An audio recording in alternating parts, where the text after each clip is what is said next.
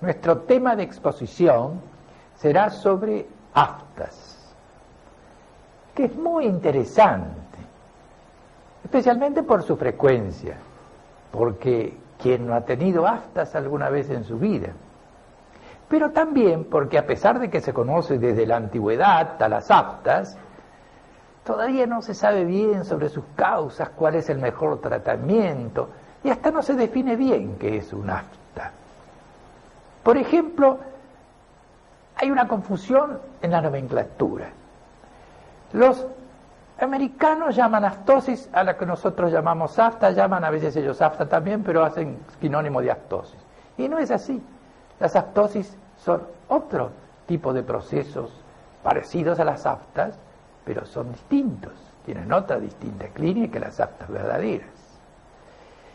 Lo que además, por ejemplo, los clínicos llaman fiebre aftosa a un proceso que da en la boca una serie de elementos vesiculosos que se abren, que son de tipo aftoide, en chicos que tienen fiebre, gran dolor, no pueden hablar, no pueden comer, tienen una adenopatía, y eso no es una fiebre aftosa, es una primoinfección por el virus del herpes simple, nada que ver con la fiebre aftosa, que es un proceso que se ve en granjeros, que se ve en gente que anda con las vacas, y que es muy raro y que es otra cosa distinta y producido por un virus completamente distinto, a otro virus distinto al de la fiebre aftosa. ¿Y por qué viene toda esta confusión? Yo creo que nace desde la etimología de la palabra afta, que significa una úlcera dolorosa de la boca. Es claro, hay muchas úlceras dolorosas de la boca que no son aftas.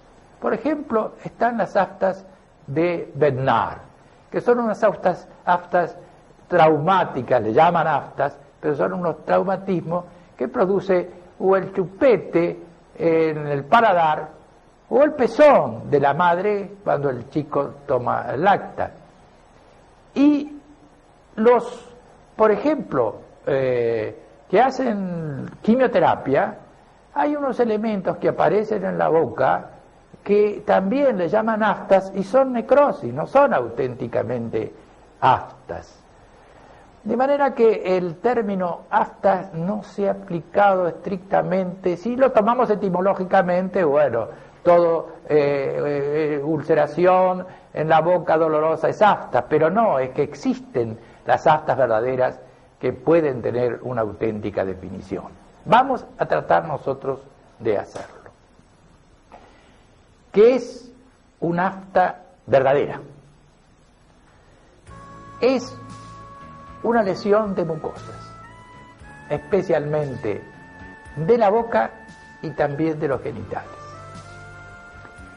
Es una lesión que semiológicamente es una pérdida de sustancia, erosiva o ulcerosa.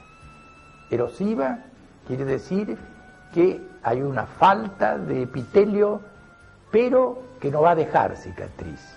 Y ulcerosa, una ulceración, falta el epitelio, falta la mucosa, y va a dejar una cicatriz. Las aftas, según su tipo, pueden ser erosivas o ulcerosas. Es dolorosa.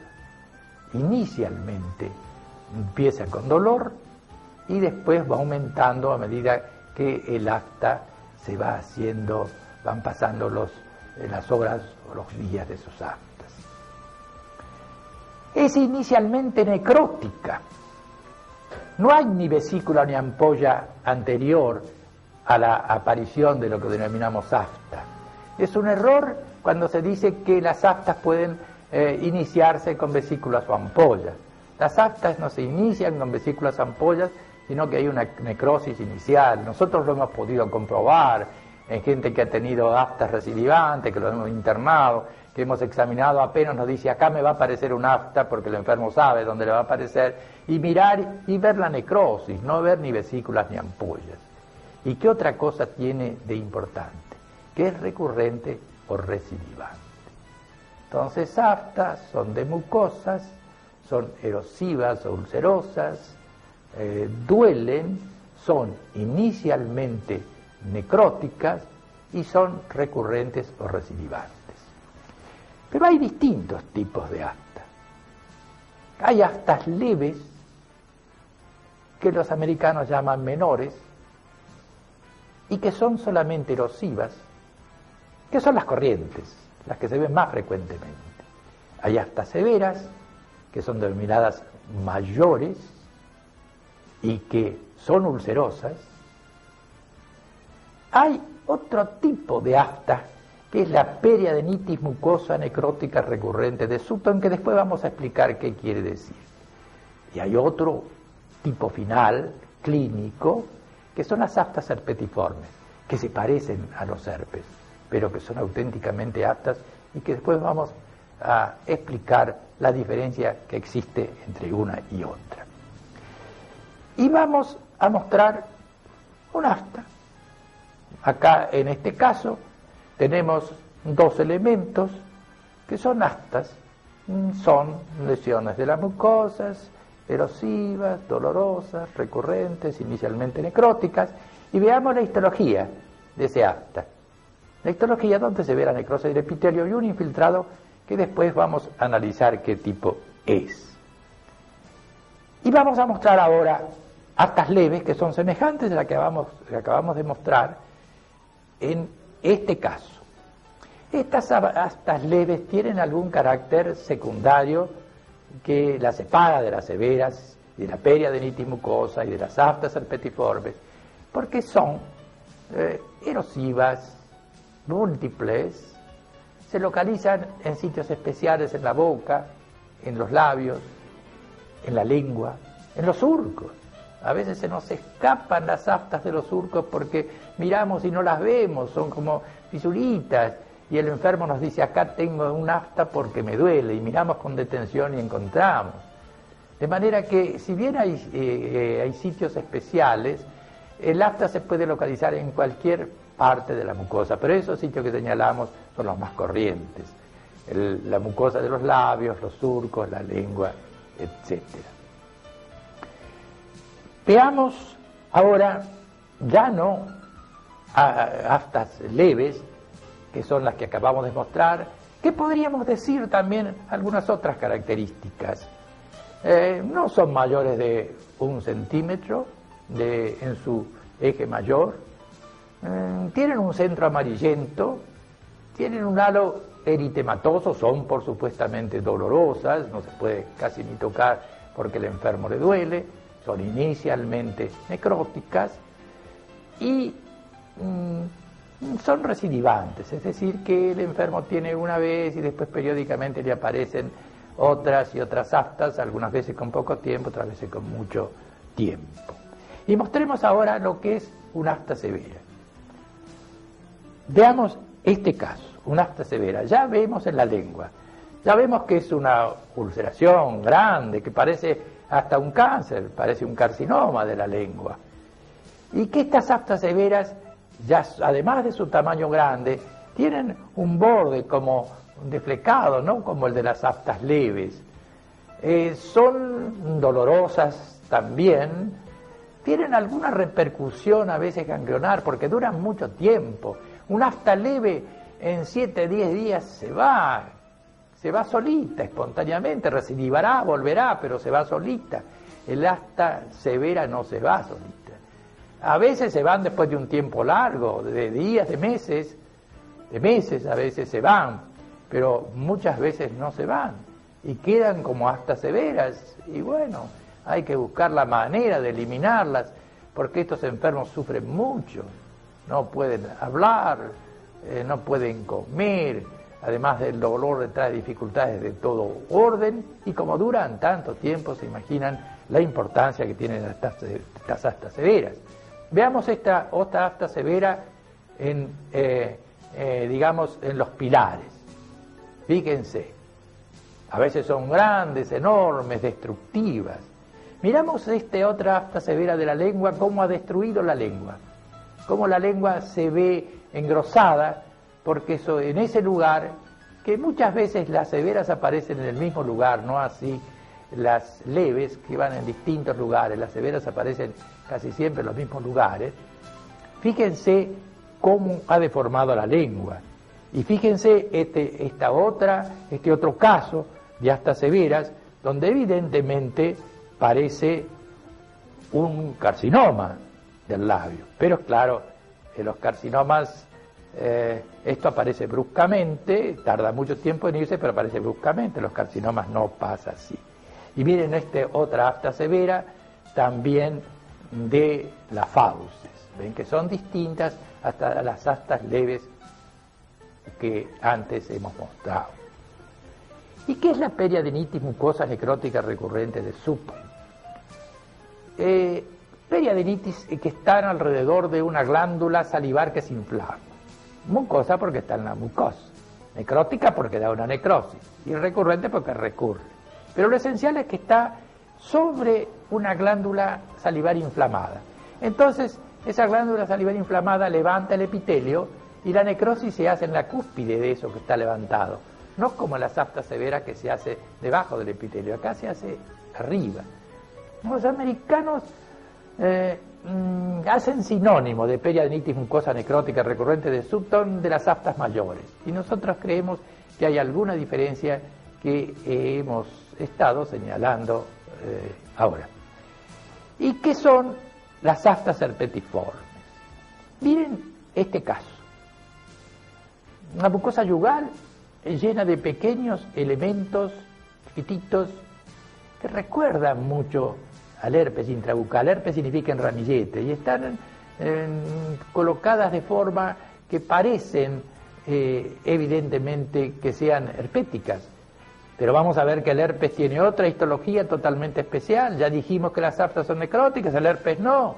Vamos a ver que tiene otra histología posteriormente. Viene este otro caso también de aftas herpetiformes, donde parecen realmente herpes intrabucales. Y pasemos ahora al estudio histopatológico de las aftas en general. Algo ya hemos mencionado. Hay necrosis del epitelio y hay un infiltrado. Un infiltrado que es primeramente linfocitario, después aparecen los polinucleares, hay plasmocitos, algunos histiocitos, y hay una alteración histológica. Miren este preparado, una alteración de los capilares que producen una vasodilatación y a veces una trombosis de los mismos. Ven este preparado. Y miren este otro preparado que es más o menos similar. Y hay una cosa importante a señalar también en la histología. A veces se produce lo que se llama la apoptosis, que es la caída, son los cuerpos de Sibat, que es la caída de degeneración de células basales que caen hacia el corion y se producen unos elementos acidófilos que son los cuerpos de Sibat y que no tienen mucha significación. Mayor significación son la disminución de las células de Langerhans que intervienen en la inmunidad. Ya vamos a ver, cuando hablemos de la etiopatogenia de las aftas, qué valor tiene la parte inmunitaria en ellas, que parece mucho. Y veamos este otro preparado histológico, donde van a ver ustedes músculo. ¿Y qué importancia tiene? Porque estas son aftas severas, que llegan hasta el músculo. Y viene este otro preparado donde también está el músculo. Quiere decir que la diferencia fundamental entre las aftas leves y severas es que estas últimas son profundas, dejan cicatriz y pueden llegar hasta la capa muscular.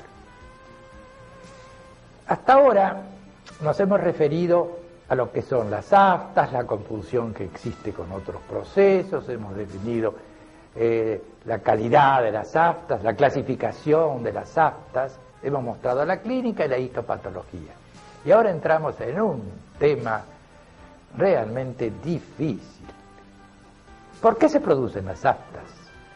¿Cuál es la etiopatogenia de las aftas? En primer lugar, vuelvo a insistir sobre que no son virósicas. Las aftas no son provocadas por virus. Ya se han hecho muchas experiencias de gente muy experimentada en que las aftas no son provocadas por virus. Alguna vez se habló de micoplasmas, de células L, pero lo que se insistió mucho en la etiopatogenia de las aftas, que si bien no son virales, pueden ser bacterianas. Hay un Streptococcus, el Streptococcus sanguinis, que algunos autores indicaron que podía ser las causas de las aftas porque encontraban este Streptococcus en las lesiones, hacían las intradermorreacciones y eran positivas, y hasta llegaron a decir que en ocasiones las encontraban en la sangre. Pero trabajos últimos de Greenspan, no míos precisamente, sino de Greenspan con 2E, Greenspan de Estados Unidos, han demostrado, o los autores opinan, que el estreptococo no tiene nada que ver como factor inicial de las aftas. Yo creo que el estreptococo puede ser un agregado secundario, porque evidentemente algunos tratamientos con antibióticos que eliminan los estreptococos son útiles cuando uno cuando uno hace el tratamiento de las aftas. Quedamos entonces en que no es virósica y que posiblemente lo bacteriano pueda tener alguna intervención, pero como parte secundaria, como no primitiva. Se ha dicho que las aftas pueden ser neuróticas.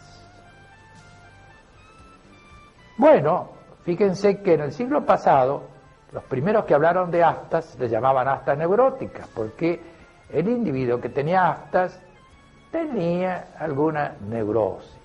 Eso no ocurre siempre así, pero es algo que tiene razón en parte, porque vamos a ver después que ciertas condiciones de estrés pueden traer las aftas, de manera que si bien no hay una verdadera neurosis para nosotros, porque hay trabajos donde señalan que realmente los individuos con aftas tienen distintos tipos de neurosis, pero en nuestro parecer es un factor de aparición de aftas y posiblemente haya alguna pequeña neurosis, pero no una neurosis que podamos señalar como muy, muy importante. Un tema, ese sí que es de gran interés, es la de alergia. ¿Son las aftas alérgicas? Está demostrado que sí. Si no en todos los casos, en muchos casos está demostrado que hay una alergia. ¿Y a qué? Alergia alimenticia. Hay gente que tiene aftas después de ingerir leche o trigo, alimentos hechos a base de trigo. Hay gente que tiene aftas después de comer mariscos, gente que tiene aftas después de cítricos, después de comer tomates. Hay gente que tiene aftas después de comer maní o castaña de cayú o todos elementos más o menos parecidos. Y esto se ha estudiado muy bien. Rowe en Norteamérica, acá se ha estudiado también Varela Fuente en Montevideo, y acá en la Argentina Borda ha hecho muchos estudios sobre aftas y alergia alimenticia, y eso sí, nosotros mismos hemos encontrado, los mismos enfermos nos dicen, cuando como tal cosa me aparecen aftas. Pero sin embargo no pareciera ser el único factor. Es importante, descartamos los virósicos, lo bacteriano como secundario, lo neurótico como secundario, y lo alérgico no. Lo alérgico puede ser muy, muy importante, aunque no creemos que sea lo único, porque ahí nosotros tratamos, van a ver ustedes cuando hablamos de tratamiento como hacemos dietas y no logramos resultados terapéuticos muy especiales, salvo cuando el enfermo mismo nos dice, sí, este alimento evidentemente yo tengo al día siguiente o a los 2 días aftas, y que pudiera ser la causa de la aparición del proceso.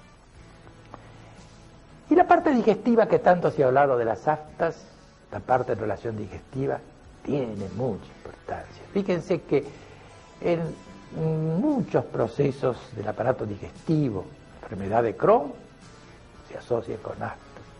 La colitis ulcerosa se asocia con aftas.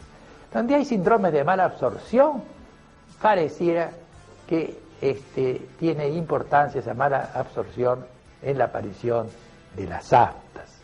Y se ven también en la enfermedad celíaca, en la acrodermatitis enteropática, es decir, procesos donde realmente hay alteraciones de la absorción, alteraciones digestivas. Y nosotros mismos hemos empezado un estudio que desgraciadamente no lo hemos podido terminar, no lo hemos podido seguir, donde demostramos, haciendo endoscopía gástrica, que cuando había un afta también había elementos muy semejantes a nivel de estómago.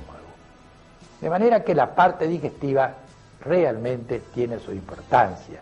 Es decir, que en un enfermo que me viene con aftas, yo trataré de ver si no hay alguna alteración del aparato digestivo para corregirla, a ver si puedo ser útil en su tratamiento, que no siempre se consigue, o por la dificultad del tratamiento de esos procesos digestivos, o porque no podemos conseguirlo a pesar de que ese proceso mejore con alguna droga o régimen que hagamos. Y también la deficiencia del gluten. Individuos que no absorben bien el gluten. Entonces hay que hacer una dieta sin gluten, porque si no, en algunos casos aparece afta. Pareciera que hay una serie de anillos, pues se podría comparar a un collar con argollas, donde hay muchas argollas que intervienen en el collar. Y lo interesante es que a lo mejor cortando alguna de las argollas, la parte digestiva, la parte alérgica, puede entonces ser un tratamiento para este proceso del cual estamos hablando. Se dice también acá que no tiene aftas quien quiere, sino quien puede. Es cierto que hay más de un 50% de las personas que tienen aftas, pero son más propensas a tener aftas los que tienen genéticamente el HLA-DR7. En donde se encuentra ese factor genético, son más propensos a las aftas. De manera que evidentemente la parte genética tiene su valor. Se ha hablado de la parte endocrina, de las aftas catameniales, por ejemplo, que son aftas que aparecen antes de la menstruación. Evidentemente hay un factor endocrino. Y nosotros hemos conseguido con alguna desensibilización de sangre premenstrual obtener algún resultado cuando las aftas son de tipo catameniales. Y se habla de hipotiroidismo, de manera que cuando viene un enfermo con aftas hay que ver si no hay una alteración tiroidea. Y por fin se habla del estrés como factor de aftas. Yo diría que como exteriorización de aftas sí. Por ejemplo, los chicos van a dar examen, pues en gente joven eso, y de pronto el estrés del examen le hace aparecer las aftas. Es evidente la relación de causa-efecto, pero como un factor de producción de aftas. Dijimos nosotros que eran recidivantes, pero ¿cuál es el fondo fundamental de las aftas? Eso no podemos decir que se haya en este momento demostrado. De manera que, como decía al principio, el tema es conocido desde la antigüedad, pero todavía no estamos seguros de una causa fundamental de las aftas. Hay causas que producen aftas, pero no en todos los pacientes. Y nosotros vamos a hablar ahora de un factor de las aftas que se denomina de autoagresión o autoinmunidad. ¿Qué quiere decir esto? Que el propio organismo produce elementos que hacen que aparezcan las aftas. Se agrede el propio organismo. ¿Y existe ese mecanismo de autoagresión en las aftas? Diríamos que sí, existe. Fíjense en el laboratorio. El 85% de los casos, en estadísticas grandes, se ha demostrado que hay aumento de la gamma globulina. Y en la membrana basal de donde están las aftas hay aumento de las IgA, sobre todo de IgM y de complemento. Los linfocitos de las personas que tienen aftas necrosan epitelios. Y la histología también hay casos muy demostrativos de que puede haber factores de autoinmunidad o de autoagresión. Fíjense que a veces, yo les dije que había vasodilatación y una trombosis, a veces hay una degeneración fibrinoide de los vasos en las aftas, que se acompañan de polinucleares destruidos, se llaman leucocitoclasia. ¿Y qué pasa? ¿Por qué se produce todo eso? Porque hay complejos inmunes donde está el afta, es decir, el antígeno anticuerpo. Existen ahí los complejos inmunes y aún existen circulantes. ¿Y qué pasa con esos complejos inmunes? Las células basales, con el complemento la activan al complejo inmune. ¿Y qué hace el complejo inmune? Puede producir degeneración fibrinoide de los vasos. ¿Y qué más? Produce quimiotaxia positiva, atrae a los polinucleares. Y los polinucleares quieren digerir ese complejo que es agresivo y no pueden. Entonces se desintegran, entra en leucocitoclasia. De manera que evidentemente la parte inmunológica tiene que ver en las aftas. ¿Pero es la causa o es un mecanismo? Porque puede ser un mecanismo, porque casi no hay proceso donde no se haya encontrado los factores inmunológicos. De manera que vuelvo a repetir, a pesar de todos estos hechos que indican la intervención de la alergia, de la inmunidad, no estamos todavía seguros de lo que es una auténticamente afta. Y hay algunas pequeñas cosas que agregar en la etiopatogenia. Algunos enfermos tienen ferropenia y mejoran dando hierro, complejos de vitamina B, ácidos fólicos, pero esencialmente hierro. Y hay algunos que tienen deficiencia de zinc, pero serán esos verdaderamente por deficiencia de esos elementos o por mala absorción.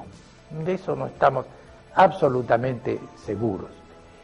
Y si quisiéramos todavía decir algo más sobre etiopatogenia de las aftas, hay quien sostiene que el mecanismo de producción es porque las células de Merkel del epitelio en un momento determinado, a través de estrés, a través de distintas causas, se excitan y entonces producen productos que traen catecolaminas, que traen vasoconstricción y después los fenómenos que nosotros hemos visto de tipo histológico. Otra cosa más. Hay personas que van al dentista donde se traumatiza un poquito la boca por distintas causas. Y después de esos traumatismos, por, de tipo operatorio o dental, aparecen las aftas. Es como si el epitelio, a través de esa irritación, provocara su pérdida de sustancia. Y hay otra cosa también de gran interés, que lo hemos comprobado nosotros mismos, a través de los enfermos. Muchos enfermos vienen y nos dicen, desde que dejé de fumar me aparecen aftas. Y es cierto, muchos lo dicen, porque se ve que el tabaco produce una queratinización del epitelio. Y entonces, evidentemente, esa queratinización del epitelio no facilita la aparición de las aftas. De manera que en eso hay razón y lo hemos comprobado. Los fumadores tienen menos aftas de los que no fuman. Por supuesto que no vamos a decir en el tratamiento que hay que fumar, pero es una de las cosas que en la etiopatogenia tenemos que mencionar. En cuanto a la incidencia, ya dijimos que aparece más del 50% de las personas tienen o han tenido aftas. Se ve más en gente joven y las severas se ven en chicos, bastante. El sexo es indiferente, en algunas estadísticas más las mujeres, en otros más los hombres, pero es muy, muy parecida. Y aparece en todas las razas. Es decir, que en todo el mundo hay aftas. Y viene ahora un capítulo muy importante. que es el diagnóstico diferencial. Nosotros a veces, cuando hacemos una exposición de aftas, ponemos aftas, aftoides y aftosis. ¿Por qué? Porque las aftas verdaderas son las que se ven corrientemente y que nosotros hemos definido. ¿Y los aftoides qué son? Oides parecido a las aftas, parecido. Se parecen clínicamente, pero no lo son histológicamente o no entran dentro de la definición que nosotros hemos dado de afta. Por ejemplo, son aftoides, la mayoría son provocadas por virus. El virus del herpes simple, ya lo dijimos. La prima infección herpética es el virus del herpes simple y no tiene nada que ver con las aftas. Y lo mismo los herpes recidivantes intrabucales. Nada que ver con las aftas.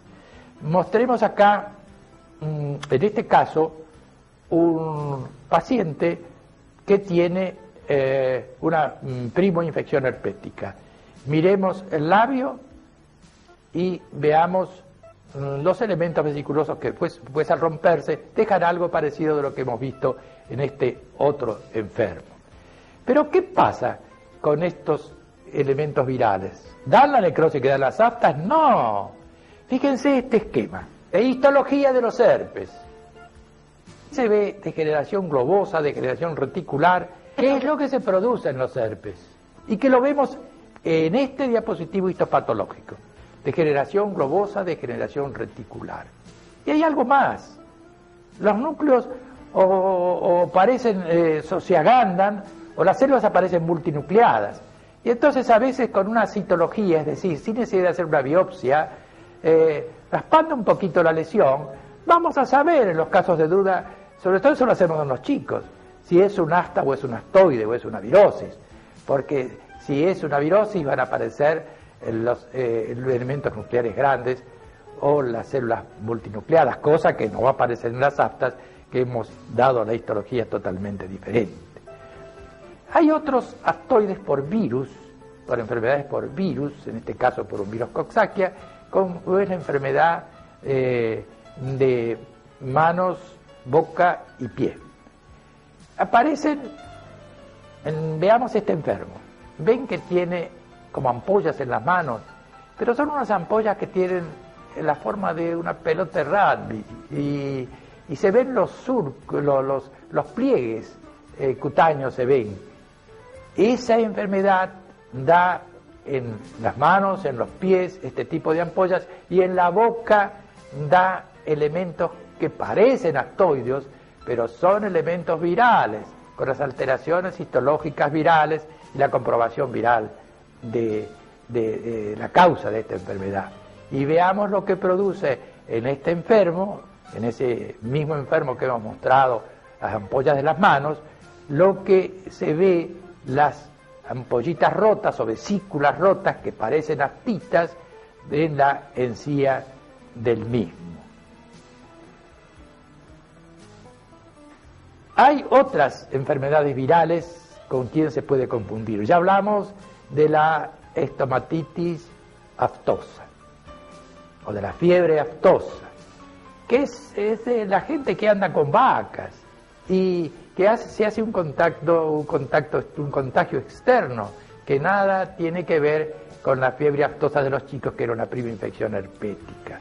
En esos casos de fiebre aftosa, llamada fiebre aftosa, se ven elementos en la boca de tipo aftoide, parecidos a las aftas, pero que son provocadas por virus. Y existen otros procesos también virales que se parecen a las aftas. Pero hay otros aftoides que no son virales. Por ejemplo, recuerden ustedes que yo dije que aftas eran úlceras dolorosas de la boca desde el punto de vista etimológico. Hay traumatismos, por ejemplo, que producen lesiones aftoides. Una mordedura. En los chicos, por ejemplo, el chupete o el pezón de la madre produce en el paladar una lesión traumática que parece un afta, parece un aftoide porque no tiene las características que hemos señalado para las aftas. Hay también en los chicos, por ejemplo, aquí en el piso de la boca, a veces los chicos que tienen tos convulsa, al echar la lengua para toser y lastimarla contra los dientes, los incisivos inferiores, producen una lesión que pareciera un afta, pero no tiene nada que ver con las aftas. Son de tipo aftas traumáticas, de Bednar, de Rigafede, etcétera, que es lo que acabamos de decir. Pero lo que es más importante todavía que este tipo de aftoides que se producen pocas veces, es que con las quimioterapias aparecen lesiones que parecen aftas. Y la gente en los libros, en la mayoría de los libros, dicen las lesiones son de aftas. No son aftas. Son necrosis provocadas por las alteraciones de la médula ósea a través de los citostáticos que se dan. Y podríamos citar muchos más ejemplos de aftoides, no virales, sino traumáticas, como los que acabamos de reseñar. De manera que hay aftas y hay aftoides. Virales o no virales, pero que son distintas de las aftas porque no entran dentro de la definición que hemos dado nosotros de las mismas. ¿Y qué son las aftosis? Que algunos cuando escriben sobre aftas ponen aftosis. Las aftosis, hay tres tipos de aftosis. La aftosis de Neumann, o bipolar se llama también, la gran aftosis o DBC y la aftosis de Tourette. ¿Qué quieren decir esto? ¿Qué es la aftosis bipolar? Bueno, son en general mujeres que tienen lesiones de aftas severas en la boca y en genitales, por eso se llama bipolar, los dos polos, en la boca y en genitales. Y son severas.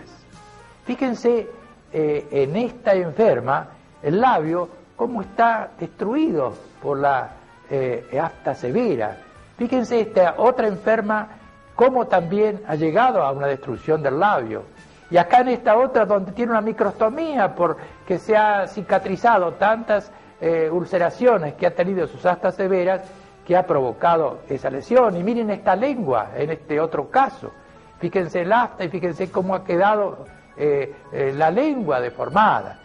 Y miren acá en genitales cómo la destrucción por aftas severas ha terminado con los labios mayores.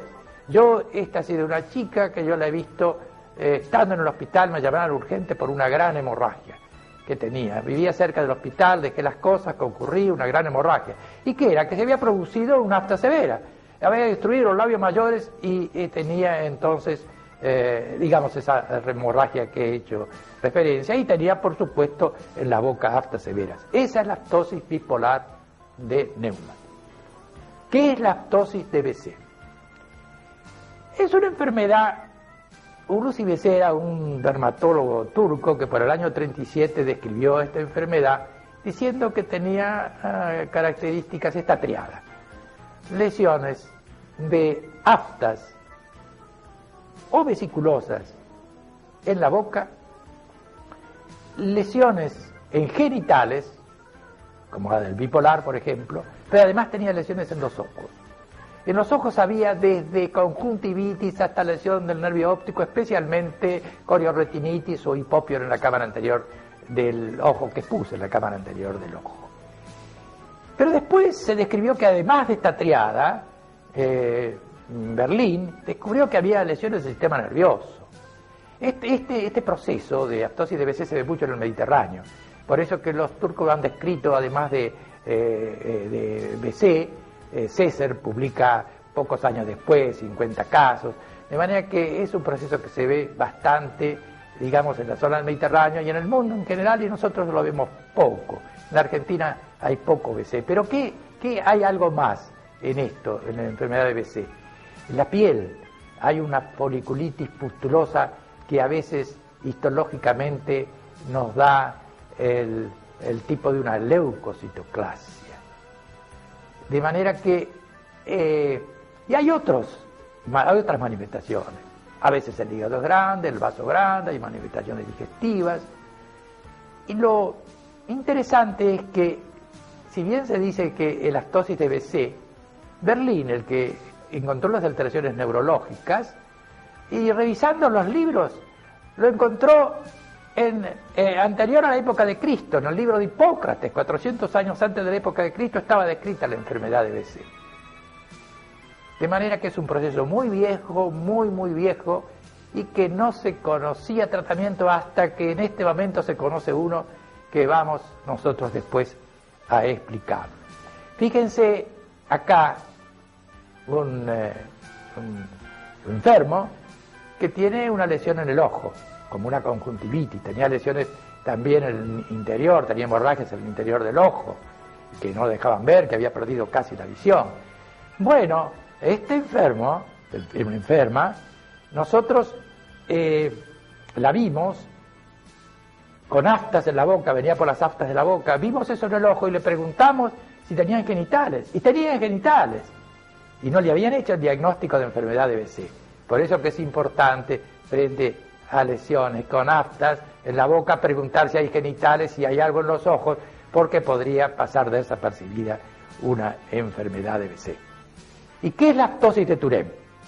Turenne es un gran dermatólogo francés, gran maestro de la dermatología, pero él pensaba que había aftas también a nivel de la piel, es decir, y que era lo mismo un afta menor que la gran aftosis de BC. Imagínense la diferencia entre la gran aftosis con todas las alteraciones que produce en el organismo frente a una afta leve, no es lo mismo, ni siquiera tiene la misma etiopatogenia. De manera que la aftosis de Turenne prácticamente podemos decir eliminarla, no existe como verdadera afta. Sí existe, por supuesto, la aftosis de BC. Bueno, hemos definido lo que es una afta, los aftoides, las aftosis, ¿y qué vamos a entrar ahora? Vamos a entrar en algo muy importante, que es el tratamiento de las aftas. Hay muchísimos tratamientos de las aftas. Quiere decir que no se ha encontrado todavía alguno que realmente sea útil, pero hay que dividir en dos el tratamiento de las aftas. El tratamiento del brote y el tratamiento para que no vuelvan, para que no recidiven, para que no recurran. El tratamiento del brote, ¿qué hay que hacer? Y tratar en lo posible de que calmar el dolor y que se vaya lo más rápido posible. Y para eso hay muchos productos. A nosotros nos parece más importante tratar que no vuelvan, pero digamos, ¿qué hacemos nosotros cuando aparece un afta? ¿Qué le decimos? El enfermo viene y que quiere que se le vaya lo antes posible, además después de ver si no le vuelve. Entonces, bueno, se le pueden dar por boca, por ejemplo, corticoides orales. Nosotros damos mucho tetraciclinas, 500 miligramos en 15 centímetros cúbicos de agua, y entonces se hacen buches. Evidentemente el estreptococo ahí está y contribuye a disminuir la parte infecciosa del afta. Y últimamente estamos usando cefalosporinas en lugar de tetraciclina, que nos parecen superiores a la tetraciclina. Si le duele mucho, bueno, le hacemos usar un gel de silocaína. Y si el enfermo, a veces también, por ejemplo, tenemos un producto francés que se llama Negatol, que es una solución alcohólica y un ácido disulfónico al 40%, que le colocamos una gotita del líquido y el afta se pone blanca y ya deja de doler. Sería un tratamiento que lo hacemos en el consultorio cuando un enfermo viene con aftas, para que se le vaya rápidamente el dolor y se cure más prontamente. Pero hay veces que el enfermo necesita rápidamente que se le vayan las aftas, porque sus ocupaciones hacen que necesite un tratamiento urgente, y entonces, a pesar de ser, digamos, un brotecito que no merecería gran tratamiento, hacemos una inyección de gamma globulina. Y con los otros elementos que hemos referido, y a veces usamos la clorexidina al 0,2% en gel, y todas esas cosas contribuyen entonces a que el brote se vaya más rápido y duela menos. Pero vuelvo a repetir, lo importante es lo otro, es tratar de que no vuelvan las aftas. ¿Qué hacemos nosotros? Nos dicen, ¿qué hacen ustedes cuando tienen que hacer un tratamiento de aftas para evitar de que recidiven. ¿Qué hacen? Están preguntando por algún producto y yo les digo, estudiamos al paciente. Porque si hemos hablado de una etiopatogenia, de causas que producen las aftas, y bueno, habrá que estudiar esas causas, habrá que ver las causas alérgicas, alimenticias, endocrinas, todo lo que hemos nosotros analizado en la etiopatogenia. Es necesario, en casos de hacer una dieta, en casos que hablamos, por ejemplo, de aftas catameniales, hemos desensibilizado con sangre premenstrual, en casos que haya una alteración tiroidea tratamos la parte endocrina, si hay algo gastrointestinal también lo tratamos. ¿Y qué hacemos además como un tratamiento que nos parece muy útil? Pequeñas dosis de gamma globulina. Pequeñas dosis, 0,25 centímetros cúbicos de gamma globulina, y lo hacemos subcutáneo, 3 veces por semana, y nos ha parecido de utilidad hasta que encontramos otro tratamiento que luego vamos a reseñar y que nos parece muy bueno cuando se puede aplicar. Pero otro tratamiento que realizamos nosotros es vacuna Sabin, 4 gotas por mes, 3 o 4 meses. A veces es útil. La colchicina se está usando mucho, 0,6 miligramos diarios, a veces un poco más. Nosotros lo hemos usado, pero sin grandes resultados. El levamisol, que es un inmunoterápico, se ha usado, no nos ha dado grandes resultados. El hierro, el ácido fólico y la vitamina B12 se dan cuando hay ferropenia, pero realmente no es el tratamiento definitivo de las aftas. Algunos hacen corticoides.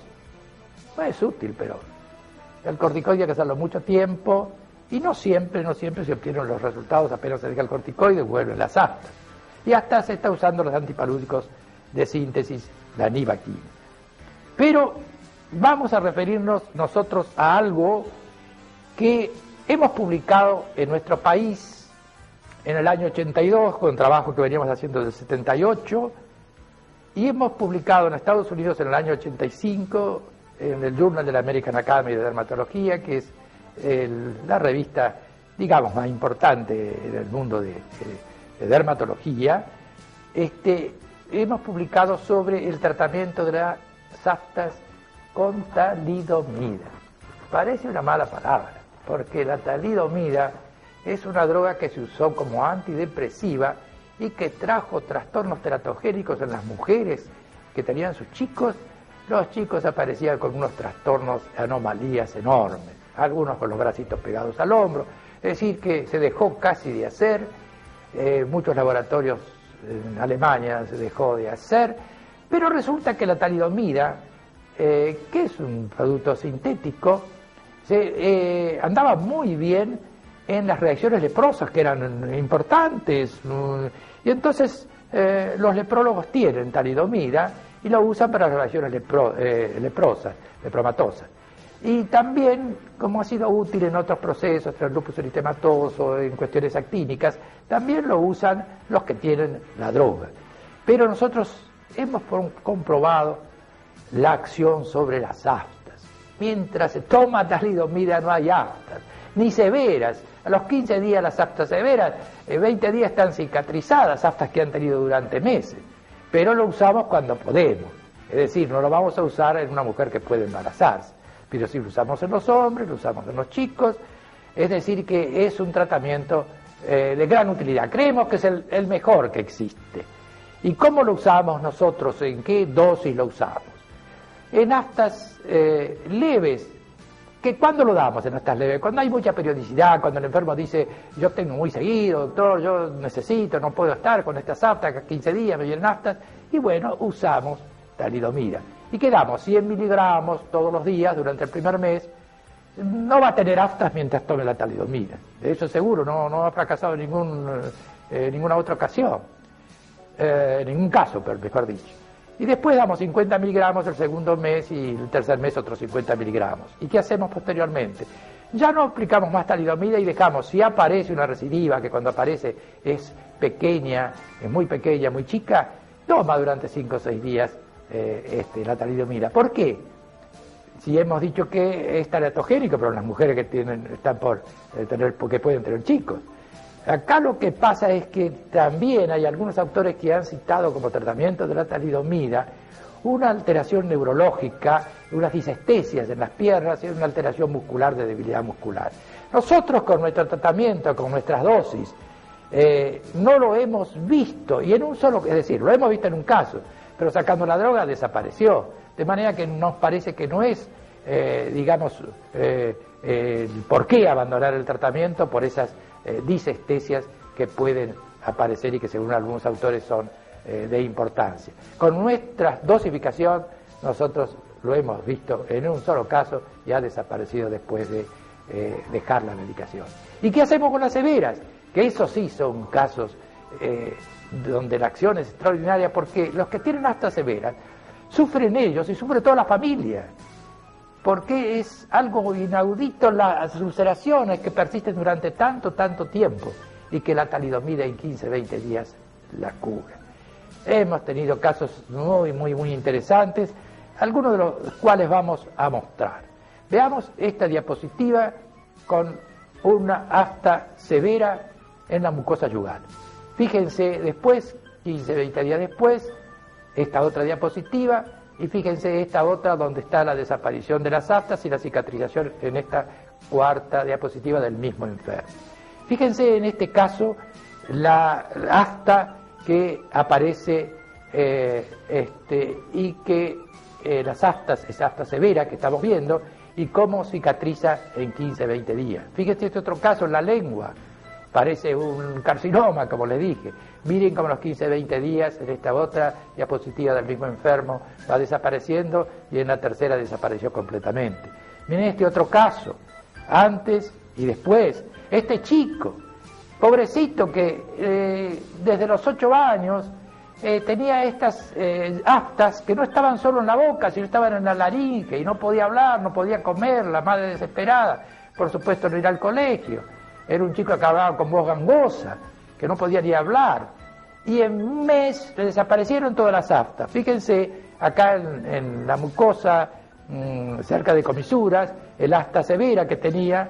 Fíjense acá cómo va desapareciendo. Miren la cicatriz que tiene del otro lado, de otro afta. Miren acá también las cicatrices. Miren en esta otra diapositiva cómo van desapareciendo las lesiones hasta curarse completamente. Este otro enferma con lesiones en el paladar y también cómo ha curado. Y así podríamos demostrar muchos y muchos casos de los que hemos visto.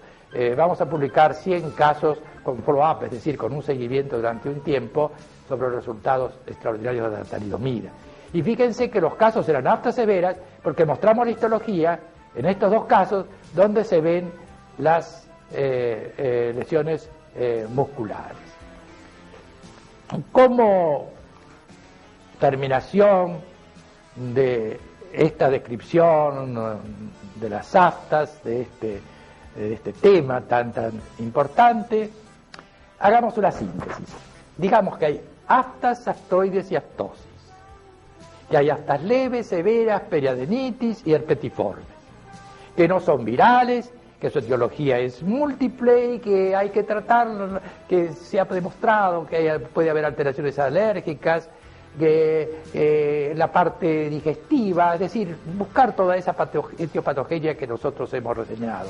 Y cuanto a tratamientos, hay que hacer el tratamiento del brote y el tratamiento para que no vuelva. El tratamiento del brote son múltiples y es cuestión de calmar el dolor y que se vaya lo antes posible.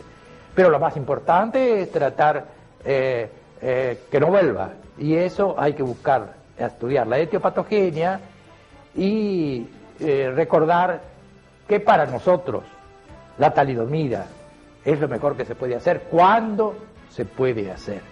Y hay otra cosa importante, que no se le escape la aftosis de BC, que cuando tengan aftas en la boca pregunte si hay genitales y pregunte si hay lesiones oculares, para que la aftosis de BC, que es un proceso muy grave y que se cura con talidomida, se pueda descubrir, se pueda detectar y hacer el tratamiento que corresponde. Nada más y muchas gracias.